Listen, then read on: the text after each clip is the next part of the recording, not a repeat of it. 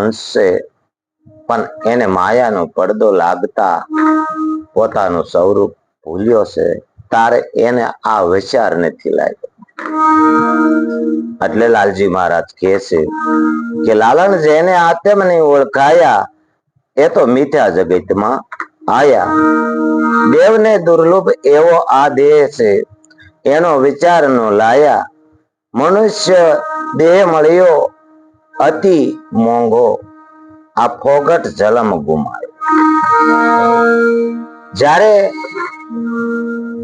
આ જિજ્ઞાસુ પુરુષ જો જીવ છે એ જિજ્ઞાસુ બને છે, અને એને કોઈ પણ એવા સંતનો સંગ થાય છે, કોઈ ભક્તોનો સંગ થાય છે, તારે એકબીજાને વાત કરતા હોય છે કે જેમ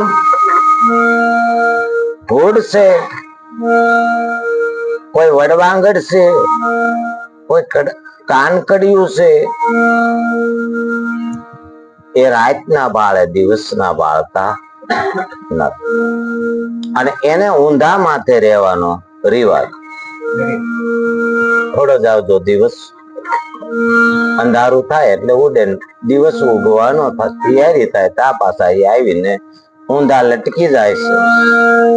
એ વડ છે એટલે વડો ધર્મ છે, અને એ વડના જે તાતણાઓ છે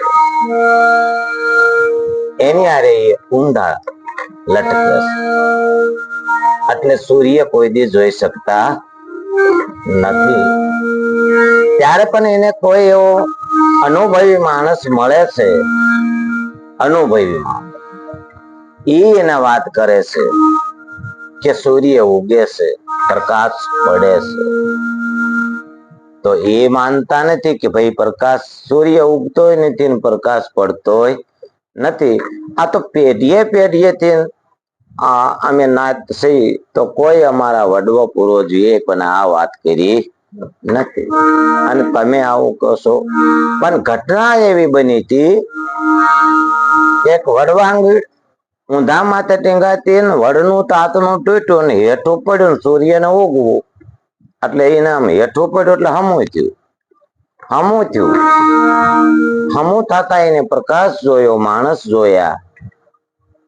એટલે કહ્યું આ ખૂબી છે, કોઈ દી નહીં આજ આવું જોવા મળ્યું છે. એમાં ત્રણ પ્રકારે આ ભક્તિમાં અત્યારે પ્રસાર થઈ ગયો છે. એક પપલ માર્ગ સીંધ્યો છે ભક્તિનો. પપલ એટલે કીડીનો માર્ગ છે.